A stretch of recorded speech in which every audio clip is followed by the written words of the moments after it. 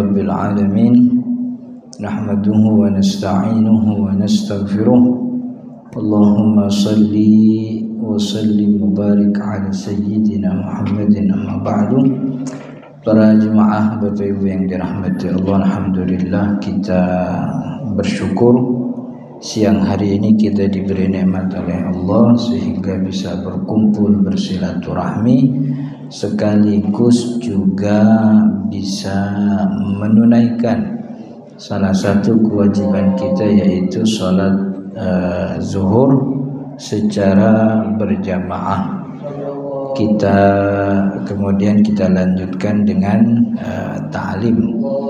Mudah-mudahan ilmu yang kita pelajari siang hari ini jadi ilmu yang bermanfaat, sekaligus jadi tambahan amal ibadah kita di akhirat. Amin ya rabbal alamin. Kita lanjutkan para jemaah yang dirahmati Allah, bacaan kita dari kitab Muqaddimah Hadramiyah tentang fikih sholat. Terakhir kita sudah membahas tentang syarat sahnya sholat. Jadi secara sederhana kita rangkum bahwa syarat sah sholat itu adalah syarat-syarat yang harus sudah ada sebelum sholat dilaksanakan, begitu. Jadi sebelum sholat syarat sah udah terpenuhi, dan dia harus ada sepanjang sholat, dari mulai awal takbiratul ihram sampai salam. Suci dari hadas, bersih dari najis, menghadap ke kiblat, kemudian tertutup aurat, sudah masuk waktu sholat. Nah, itu harus ada sepanjang sholat. Kalau satu dari syarat sah tidak terpenuhi, maka sholatnya batal otomatis. Jadi kagak usah nunggu selesai sholat. Orang kalau lagi sholat dia ditabrak orang, misalnya sholat di tempat rame, ditabrak orang, badannya belok dari kiblat ke pintu masjid, gitu. Awalnya ke kiblat jadi ke pintu masjid, tuh batal sholatnya, gitu. Beda sama rukun. Kalau rukun tidak terpenuhi, entah itu kagak dibaca atau tidak dikerjakan, maka sholatnya kagak batal. Tinggal balik lagi aja ke rukun tersebut. Tergantung itu kalau sholat sendiri apa jemaah. Kalau dia sholat sendiri, ketika ruku dia ingat kagak baca Fatihah, ya tinggal balik lagi aja berdiri, gitu. Tinggal balik berdiri, baca Fatihah, ruku kemudian. Kalau sendiri, tapi kalau berjamaah Fatihahnya kagak dibaca, nggak usah balik lagi karena dia berjamaah. Ikutin jamaah sampai selesai, nanti setelah imam salam dia berdiri 1 rakaat lagi. Sebab rakaat yang pertama tadi itu dia tidak baca Al-Fatihah, nggak dihitung itu. Jadi kalau syarat hilang langsung batal. Tapi kalau rukun hilang, tinggal balik lagi ke tempat di mana rukun itu dikerjakan, begitu. Sujud kurang sekali, dia pas duduk langsung baca tahiyat. Di tengah-tengah tahiyat dia baru ingat, nah belum sujud sekali lagi, tinggal sujud lagi aja, begitu. Itu kalau rukun. Kalau syarat nggak bisa. Jadi kalau syarat sekali hilang dari awal sampai dari awal sampai terjadi itu hilang syarat, selesai sholatnya, artinya nggak sah. Udah rakaat ketiga mau naik rakaat keempat dia kentut, ya batal semuanya, gitu.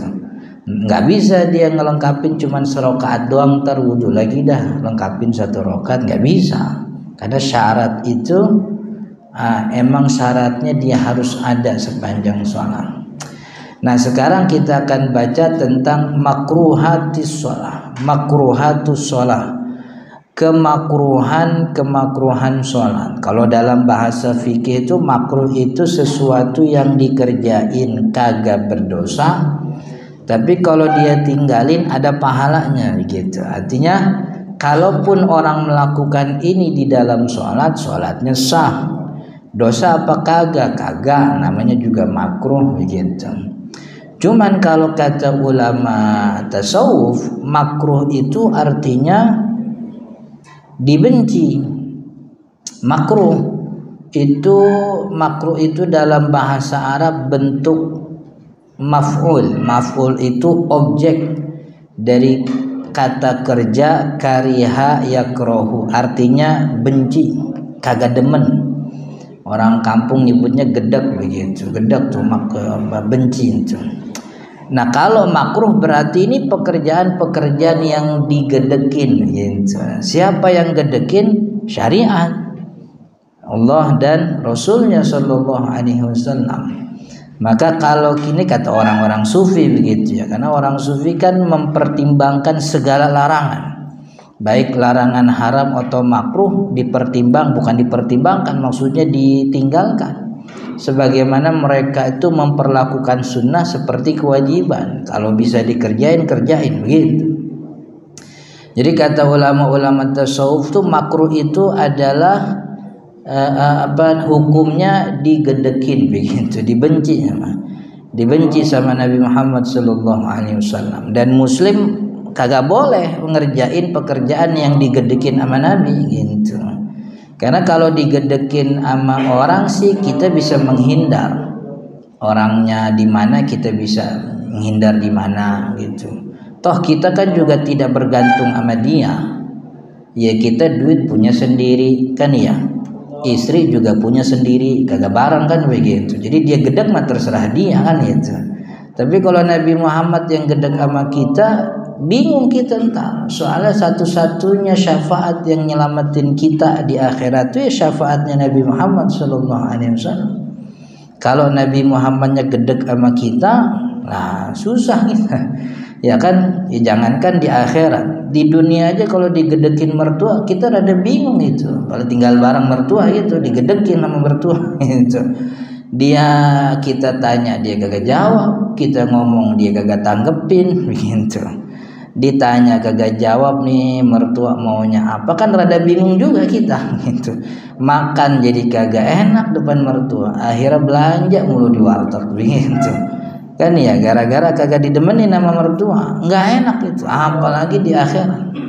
Gitu, di akhirat. Kalau kagak didemenin sama Nabi kan udah pasti masuk surga nih. Gitu. Nabi udah pasti masuk surga. Kalau kita kagak didemenin sama Nabi Muhammad Sallallahu Alaihi Wasallam, waduh, susah itu di surga. Susah itu di surga. Nah, di surga jadi apa namanya? Maka itu yang namanya makruh ini sebaiknya dihindari. Makruhatus sholat, kemakruhan sholat. Yang pertama, yukrahul iltifatu biwajhihi illa lihajatin. Yukrahu dimakruhkan, dibenci al-iltifatu yaitu nengok biwajhihi dengan wajahnya, illa lihajatin kecuali karena ada hajat. Jadi sejatinya nengok itu nggak batalin sholat. Jadi kalau dibilang Ustaz itu nengok bukannya berpaling dari kiblat, enggak.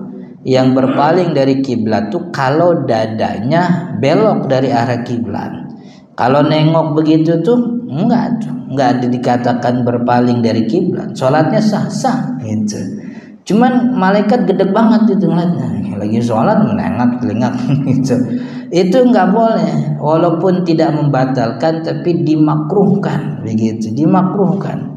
Jadi nengok kanan, nengok kiri selama dadanya masih menghadap ke kiblat, sholatnya sah, nggak ada masalah. Gitu. Tapi itu makruh. Jadi sebaiknya orang tuh kalau sholat pandangannya itu ke arah kiblat, gitu. Jadi pandangan tuh sunnah, pandangan orang tuh ke arah kiblat. Waraful basari ila sama juga dimakruhkan mengangkat mata, mengangkat pandangan ila sama ke arah langit itu juga makruh gitu. Kalau doa sunnah begitu. Kalau doa Sunnah karena dikatakan kiblatud doa, kan itu as-sama, kiblatnya doa langit. Tapi kalau sholat enggak. Maka kalau sholat itu pandangannya ke arah tempat sujudnya. Dari mulai hatta kalaupun kita ruku, itu kita ruku posisi pala kita tuh kudu ngedangap supaya posisi pala matanya ke tempat sujud. Karena kalau lagi ruku kan palanya nunduk tuh jadi ngeliatin jempol akhirnya kan gitu. Maka disunahkan tuh ngedangap tuh. Jadi supaya matanya tetap ke arah tempat sujud. Kecuali lagi tahiyat. Kalau lagi tahiyat awal apa tahiyat akhir, sunnah pandangan itu ke arah telunjuk tasyahud. Jadi dari arah kiblat begitu belok ke arah kiblat, ke arah tempat sujud, belok ke arah jari telunjuk. Itu pandangan. Jadi pandangan kita tuh sunnahnya ke arah kiblat. Maka selain ke arah kiblat, ke arah tempat sujud. Selain ke arah tempat sujud hukumnya makruh. Begitu. Kecuali ada hajatnya gitu.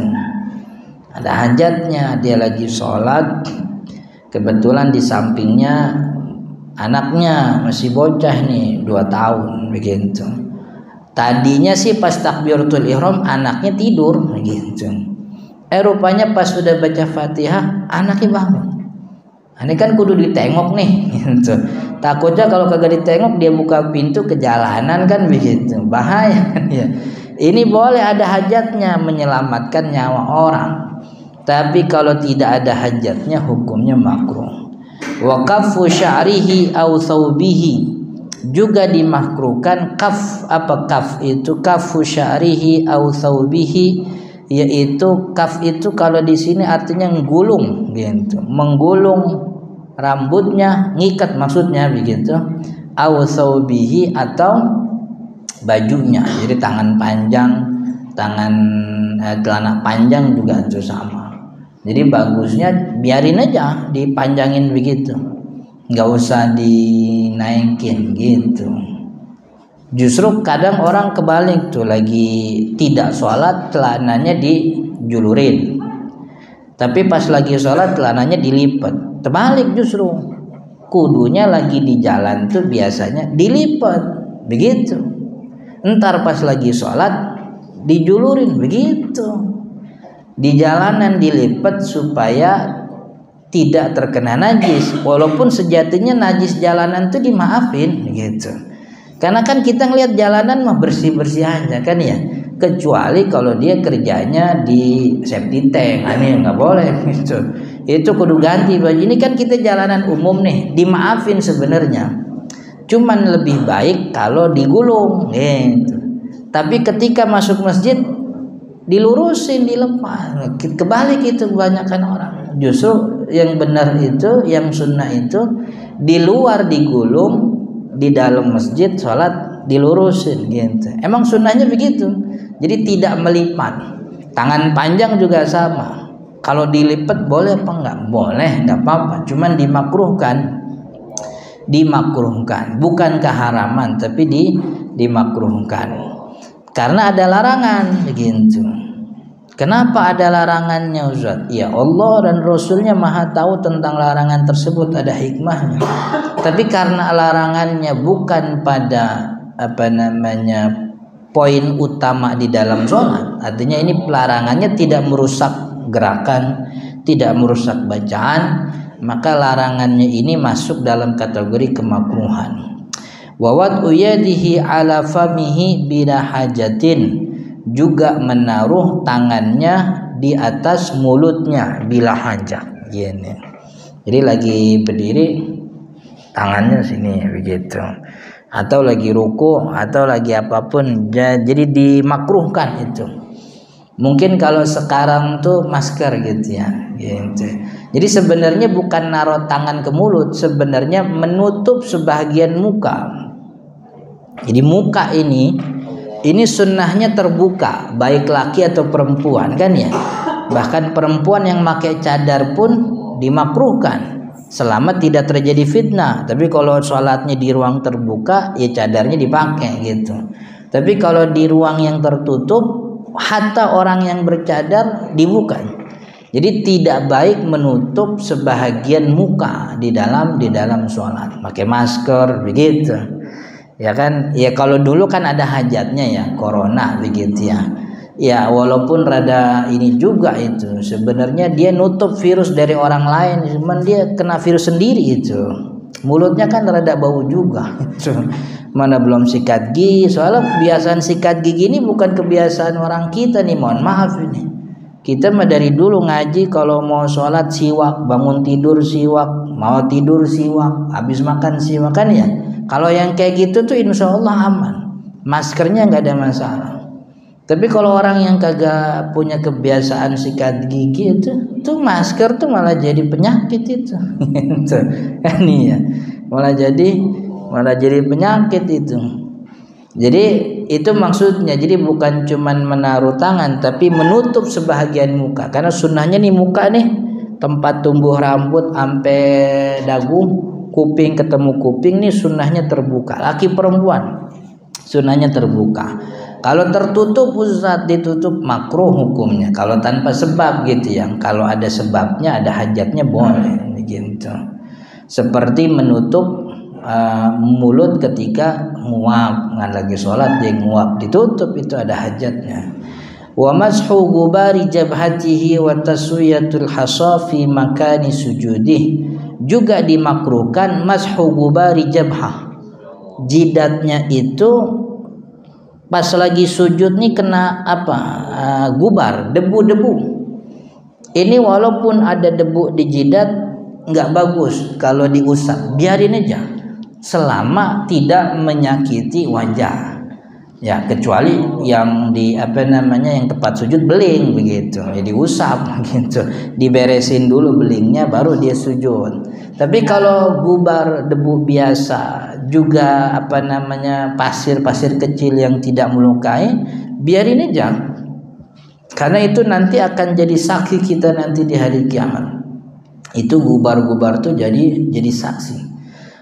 Gimana ayatnya yang sering, idza zulzilatil ardu zilzalaha wa akhrajatil ardu athqalaha wa qala al insanu ma laha yauma idzin tuhadditsu akhbaraha. Hari itu nanti bumi ini, semuanya bumi ini bakal bersaksi gitu.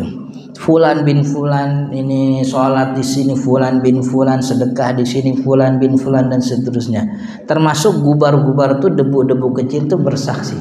Makin banyak itu gubar yang nempel di tempat sujud, makin banyak yang menjadi saksi penguat kita nanti di hari kiamat. Begitu. Itu salah satu hikmahnya. Wal qiyamu ala rijlin, berdiri di atas satu kaki. Bagi yang punya dua kaki begitu ya. Bagi yang punya dua kaki. Jadi kakinya dilipat, yang satu berdiri, satu kagak boleh gitu. Tapi sah gak sholatnya? Sholatnya sah. Tapi kalau orang yang emang punya satu kaki doang begitu dan dia mampu berdiri, ya berdiri, bagus, nggak apa-apa. Cuman yang punya dua kaki, kakinya dua-duanya sehat, dilipat sama dia. Satunya, yang satu dibikin huruf X begitu, enggak tuh. Nah, itu yang kagak, yang buka takdimuha, atau berdiri pada posisi yang satu kaki lebih maju daripada kaki yang lain gitu. Jadi kayak mau gerak jalan baru setengah langkah begitu. Setengah langkah udah dikata stop sama komandannya. Nah, itu kagak boleh.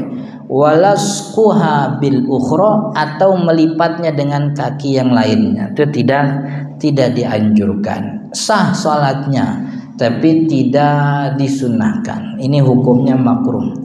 Wassalatu hakinan au hakiban au haziqan in wasi'al waqtu wa ma'a tawaqqanit ta'ami in wasi'a aidan. Juga makruh hukumnya kalau orang sholat tuh dalam keadaan hakin.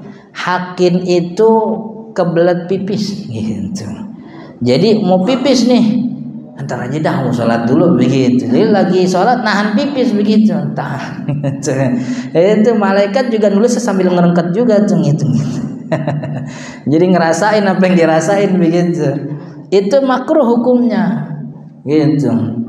Kata Nabi Muhammad SAW, gimana ala yusalliyanna ahadukum wa huwa yadfa'ul akhbatsaini.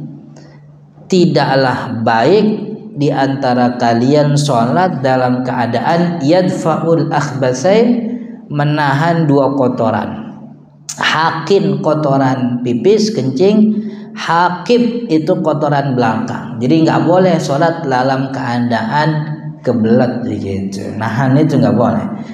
Tapi kalau sholat dari awal sampai beres dia tahan nggak keluar sah sholatnya, nggak apa-apa gitu. Cuman rada kagak demen itu, malaikat nyatetnya rada males itu sebenarnya. Lu sholat sambil merengket gitu, dibilang kagak sholat ikut sujud juga dia. Tapi itu bagusnya dikeluarin aja. Hakiban wa hazikon. Hazikon tuh nahan kentut. Jadi semuanya tuh, semua kotoran yang ditahan tuh makruh hukumnya. Dan memang sunnahnya tuh kalau yang namanya sholat tuh kata Nabi Muhammad sallallahu alaihi wasallam, fa'tuha bihudu'in wa waqar. Datanglah ke dalam sholat bihudu, dengan ketenangan gitu. Wa waqarin, dan berwibawa, dengan berwibawa gitu. Tenang dan berwibawa. Tenang, jalannya tuh nyantai, tidak tergopoh-gopoh, berwibawa. Yang namanya berwibawa tuh ya punya wibawa. Orang kalau masih basah udah lari-larian, celananya masih digulung, kan orang kagak punya wibawa namanya kan ya. Gitu. Siapa yang menghormatin orang belum beres cebok kan begitu. Oh, kalau udah beres tuh rapi. Jadi dari tempat wudhu kalau udah beres, celananya dilurusin, pecinya dirapihin, yang basah ditirisin, maksudnya yang lepek begitu ya. Kalau basah-basah dikit bekas wudhu mah bagusnya jangan gitu. Kan memang umumnya wudhu basahnya biasa aja. Ini kalau kita mungkin habis mandi begitu. Jadi supaya punya wibawa, masuk ke dalam masjid, masuk ke tempat sholat itu dalam keadaan tenang gitu. Jangan terburu-buru. Dan emang kita nggak punya kewajiban untuk dapat takbiratul ihram imam pertama tuh kagak ada kewajiban. Tapi kita punya kewajiban menempatkan sholat dalam keadaan terbaik, itu kewajiban itu. Datang begitu. Jangan celana masih gurung udah lari, mukanya masih lepek, Allahu Akbar gitu. Ada yang bajunya masih disangkutin tempat wudhu, lupa dia buru-buru gitu, belum dipakai. Maka itu bihuduin wa waqar gitu. Jangan nyantai aja. Jadi nggak dapat takbiratul ihram imam itu bukan kesalahan, nggak ada masalah begitu. Maka biar tidak buru-buru, spare waktunya dari sebelum waktu sholat. Sebelum datang waktu sholat, berhenti nih ngapa-ngapain, datang ke tempat sholat, wudhu, masuk ke dalam musolah, ke masjid, ke tempat sholat dalam keadaan waqar, berwibawa. Begitu Nabi Muhammad SAW selalu dalam sholatnya itu dalam keadaan wibawa.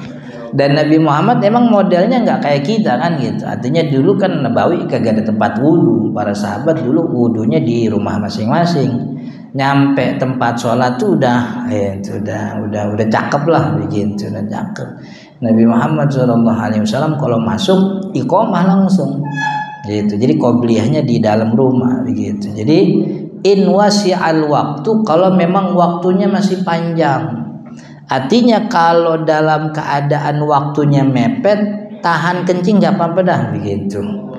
Ini kerjaan repot banget. Zohor udah jam 2 masih kerja 2:30. Sekarang kan asar jam 13 pas ya. Jam 13 asar jam berapa nih? Jam 14 jam 13 pas jam 3.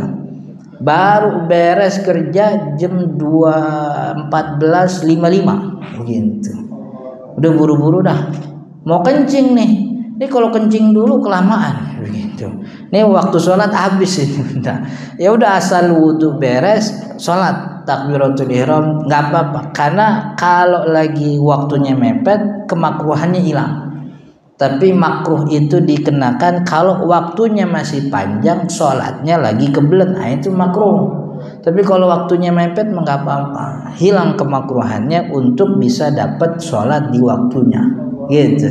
Karena sholat di luar waktunya dosa kalau tanpa sebab.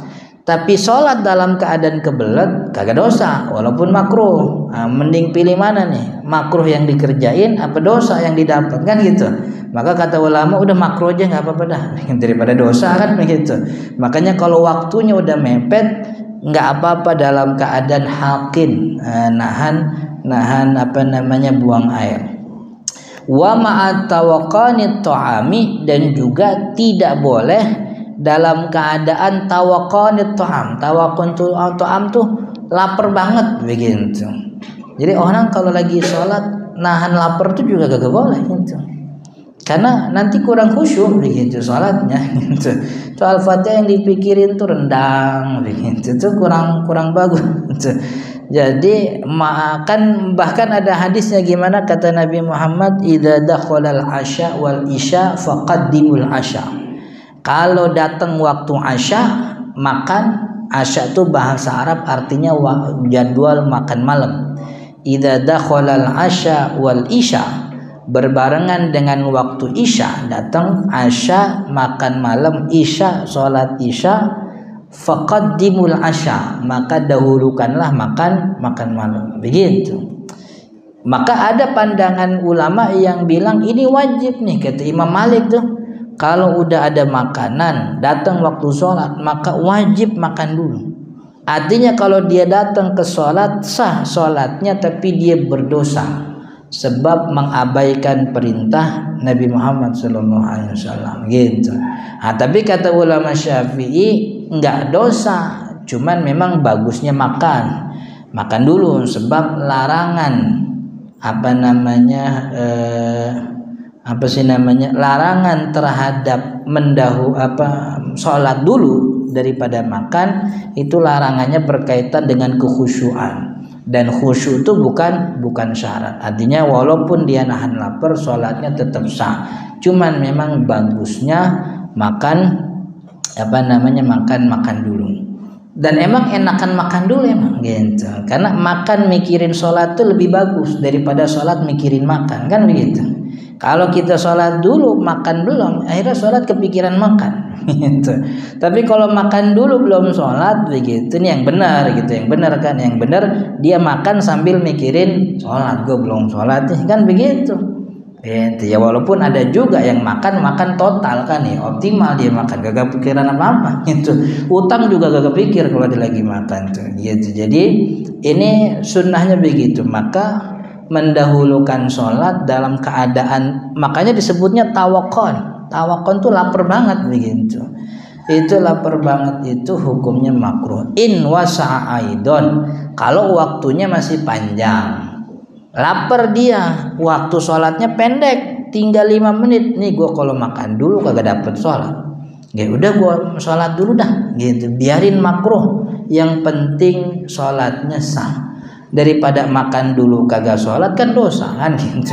Jadi mendingan makruh dah daripada dosa begitu. Makanya in wasi'a aidon, kalau waktunya juga masih panjang.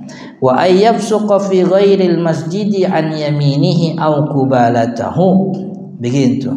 Dan juga dimakruhkan meludah fi ghairil masjid, di selain masjid, an yaminihi, di sebelah kanannya, au kubalatahu, atau di depannya.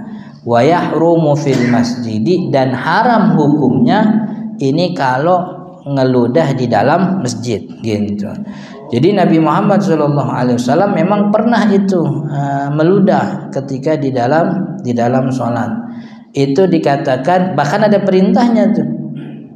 Kalau kata Nabi Muhammad gimana? Kalau sedang sholat kemudian datang setan mengganggu, falyabsuk an yasarihi salasan, maka meludah itu ke sebelah kiri 3 kali.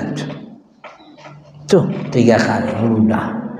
Kalau dirasa diganggu sama setan begitu, dibikin ragu-ragu apa gitu.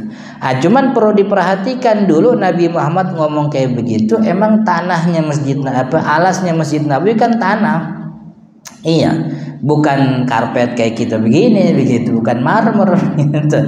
Makanya kalau ngeludah ke kiri ya benar, itu pun dengan catatan kagak ada jemaah yang lain gitu. Kalau ada jemaah yang lain kita ngeludah ke kiri gitu. Yang ada berantem kita. Sholat kagak, berantem iya kan iya. Wah, lagi digangguin sama setan banyak banget. Lagi setannya kan bukan yang di kiri gitu. Setannya di otak itu sebenarnya. Gitu. Jadi ini kalau lagi sholat sendiri di tempat yang mungkin kita bisa meludah. Gitu. Ludah ke tanah tinggal diusrek-usrek aja kan ya. Dulu Nabi Muhammad SAW bilang begitu. Habis ngeludah di masjid itu kafaratnya tuh di usrek-usrek apa sih? Fayahukkuhu birijlihi. Itu sejatinya ngeludah itu ada kafaratnya, ada dendanya. Apa dendanya? Dendanya diusrek pakai kaki dia sendiri gitu. Jangan sampai ludahnya basah kelihatan sama orang begitu. Nah, ini kalau di zaman dulu. Kalau sekarang kan karpetnya bagus, marmernya juga mahal. Sama seperti Nabi Muhammad SAW sholat memakai sendal. Kan ya, justru sejak Nabi Muhammad SAW hidup, sholatnya kagak pernah nyeker, pakai sendal terus. Di Nabawi kan pakai sendal terus gitu. Kan ya, kata Nabi Muhammad, "Fanta'ilu fi sholatikum, fa innal yahuda wan nasara lam yanta'ilu fi sholatihim." Kalau sholat pakai sendal, sebab orang Yahudi Nasrani kalau sholat kagak pakai sendal gitu. Jadi kita bedain. Itu karena dulu Nabawi alasnya tanah gitu. Kalau kita sekarang pada masuk masjid pakai sendal sunnah Nabi ini pengurus masjid kagak ngerti ini sunnah Nabi itu pakai sendal sholatnya, ada perintahnya gitu. Ya, yang ada digebukin kan ya orang semasjid gitu. Ini makanya ada namanya turuk fahmil hadis, cara untuk memahami hadis Nabi Muhammad sallallahu alaihi wasallam gitu. Jadi artinya kalau memang harus meludah, kita sholat sendiri di rumah. Kemudian ada sisa makanan gitu nih. Ini ketelan batang, soalnya gede gitu kan. Bisa dibedain mana sisa mana ludah gitu. Enggak punya alasan kita. Ini makanya udah gabung sama ludah nih udah nyatu. Enggak bisa. Ini gede nih. Ini kalau gede gini gimana? Ya ludahin. Kalau kita bawa sorban tuh enak, sorbannya ke mulut tuh udah beres gitu. Tapi kalau kita sholatnya polos nih kagak pakai sorban dan kita harus membuang ini sisa makanan, maka buangnya ke sebelah kiri gitu. Kalau sholat di rumah sendiri. Tapi kalau ngeludahnya ke kanan nggak boleh. Sebab ini makruh yang dicontohkan oleh Nabi, ngeludah bolehnya ke kiri. Nah, kalau di musola di masjid berjamaah Ustaz, ini ada sisa makanan gitu. Ini kan efek daripada tadi itu. Jadi di awal sholat kagak nyiapin diri. Pokoknya udah beres-beres makan buru-buru langsung sholat. Kan begitu. Itu masih ada cabai di giginya tuh, masih ada nempel gitu. Kan ya. Ini kalau dari awal udah siapin nih, datang waktu sholatnya sebelum masuk waktu menyiapkan diri, dia siwak, wudunya benar, ganti baju dan sebagainya, yang kayak gitu nggak ada. Tapi kalau memang begitu keadaannya, ya udah pakai tangan aja, pakai tangan tutup mulutnya, meludah tuh gitu. Ini bekas sisa makanan bukan najis, air liur bukan najis, ludah bukan najis. Sisa makanan juga bukan najis.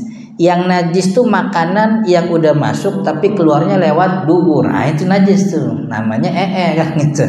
Kalau yang masih di mulut bukan najis. Ludahnya bukan najis, air liurnya. Ini sisa makanan di tangan nih. Bisa masukin kantong, bisa dilap aja ke celana begitu. Kalau orang kagak gelimah begitu.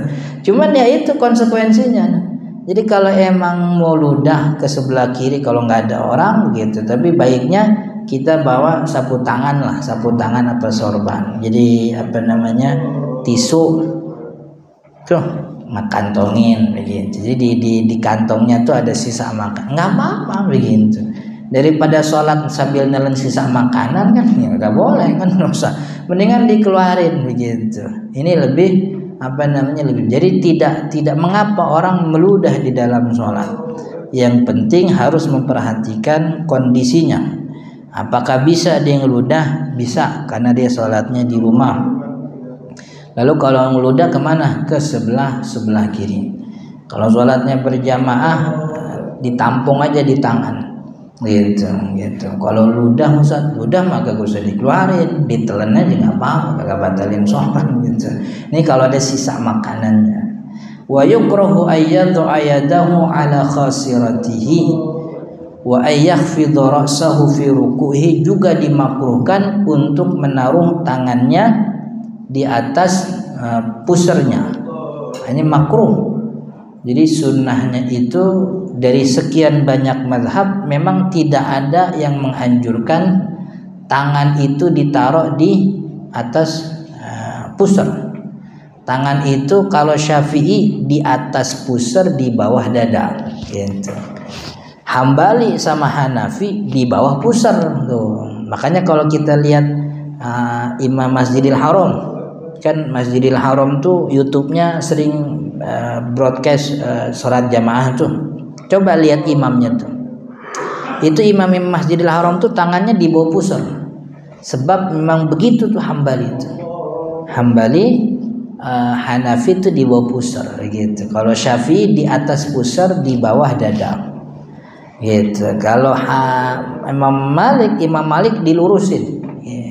Jadi nggak bersedekap dia, lurus. Jadi kalau kita ngelihat ada orang yang tangannya lurus begitu di musola, orang antara dua emang gitu ya, orang yang belum sholat sama memang dia Maliki begitu, ya kan belum sholat gitu. Iya, dari jauh sih kelihatan kayaknya berdiri ini khusyuk, rupanya belum sholat.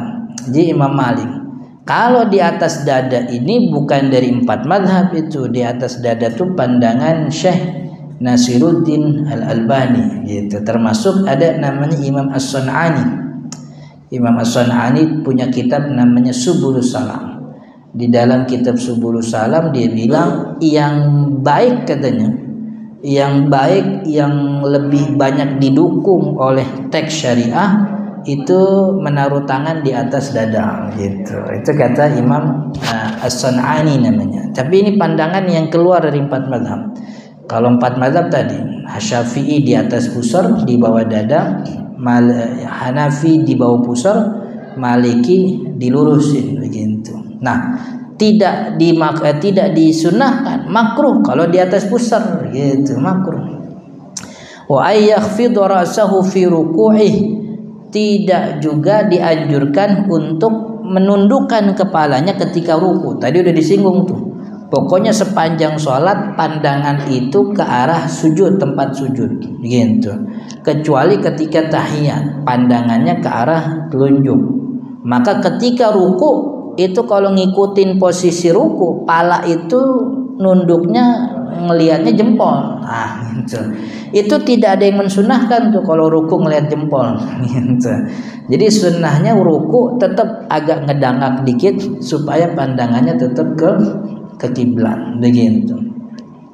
Wa qira'atus surati fi tsalitsati wa qira'atus surati fi tsalitsati wa rabi'ati illa liman sibiqa bil ula wa tsaniyati fayaqra'uha fil akhirataini. Dimakruhkan baca surat di rokaat ketiga dan rokaat keempat. Rokaat ketiga keempat udah tidak lagi disunahkan baca ayat Al-Fatihah aja, ayat Al-Quran setelah Al-Fatihah udah nggak ada, kecuali dia masbuk pas di rokaat ikutnya rokaat ketiga. Berarti kan 2 rokaat pertama tuh sama imam tuh gitu. Maka ketika dia bangun rokaat ketiga ini baca ayatnya masih sunnah kalau orang yang masbuk gitu. Tapi kalau orang yang ikut dari awal, walaupun imam di rokat ketiga rada lama gitu kan ya, kan ada imam tuh rokat ketiga kenapa rada lamaan ya gitu. Kita diem kagak enak begitu, mau baca bingung juga baca apaan kan gitu. Jadi mikirin aja akhirat gitu. Itu yang bikin sholat kagak khusyuk tuh kadang-kadang gitu, imamnya kelamaan bikin makmumnya jadi bingung gitu. Gue membaca, gue bingung baca apaan, kagak baca, gue juga bingung mau ngapain kan. Akhirnya mikir macam-macam tuh begitu. Makanya itu juga tuh yang bikin sholat jemaah kadang-kadang kurang khusyuk, imamnya kelamaan juga rupanya. Wal istinadu ila ma sayasqutu bisukutihi wallahu ta'ala a'lam. Insyaallah lanjut nih masih tentang kemakruhan sholat, insyaallah di pertemuan yang akan datang. Sebelum ditutup ada pertanyaan? Ya.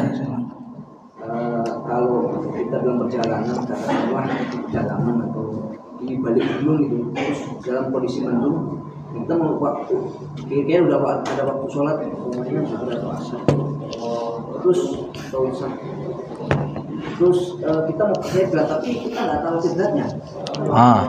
Itu gimana cara mengatasinya? Kiblat itu kan syarat. Jadi syarat untuk menghadap kiblat itu yang pertama dia orang yang ngerti nih, tahu mana arah kiblat, ada matahari, oh berarti kiblat ke sono. Kalau dia tidak bisa melihat, nggak tahu bagaimana arah kiblat, mataharinya ada cuman dia kagak ngerti nih kiblat bener kan, maka dia bertanya kepada orang yang paham di situ begitu. Jadi entah dia tahu ngelihat sendiri atau dia bertanya kepada orang yang tahu, atau bertanya kepada orang yang dikasih tahu sama orang yang tahu gitu. Ada nih semua, ada orang jalan 3 orang. Nih 3 orang kagak ngerti semuanya kiblat bagaimana gitu. Yang satu mampir dulu nanya ke tukang warung gitu.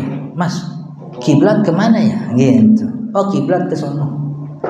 Ini akhirnya 2 orang yang temennya ini dapat informasi kiblat dari orang temennya yang satu nih, yang ini juga sah nih, nggak apa-apa nih, karena yang satu dapat informasi dari orang yang tahu. Jadi bisa 3 itu, dia ini sendiri, dia nanya, atau dia dapat informasi dari orang yang dikasih tahu oleh orang yang tahu. Kalau ini tidak bisa maka beristihad gitu, istihad sesuai dengan kemampuannya. Artinya dia tidak boleh takbiratul ihram sebelum dia istihad gitu. Istihad itu gimana? Kira-kira aja. Kira-kira nih kita arahnya ada di Kulon, kita arahnya ada di Udin, kita arahnya ada di mana? Ini kalau lagi mendung gini nih kayaknya kiblat mataharinya di sini nih gitu. Karena matahari di sini dan ini waktunya udah lewat zuhur, maka berarti kiblatnya ke sini gitu. Jadi beristihad aja. Kalau sudah beristihad nih, sholat dikerjain menghadap ke kiblat yang dia tadi istihad gitu. Lalu kemudian setelah selesai sholat ternyata langit terang, ini mataharinya kelihatan. Sholat yang tadi rupanya arahnya salah begitu. Sholat yang tadi rupanya arahnya salah. Kalau itu ketahuan waktu sholatnya masih ada, dia wajib ngulang gitu. Dia wajib ngulang. Walaupun kata sebagian ulama Syafi'i tetap sah sholatnya, kalau soalnya dia berijtihad itu nyari bener.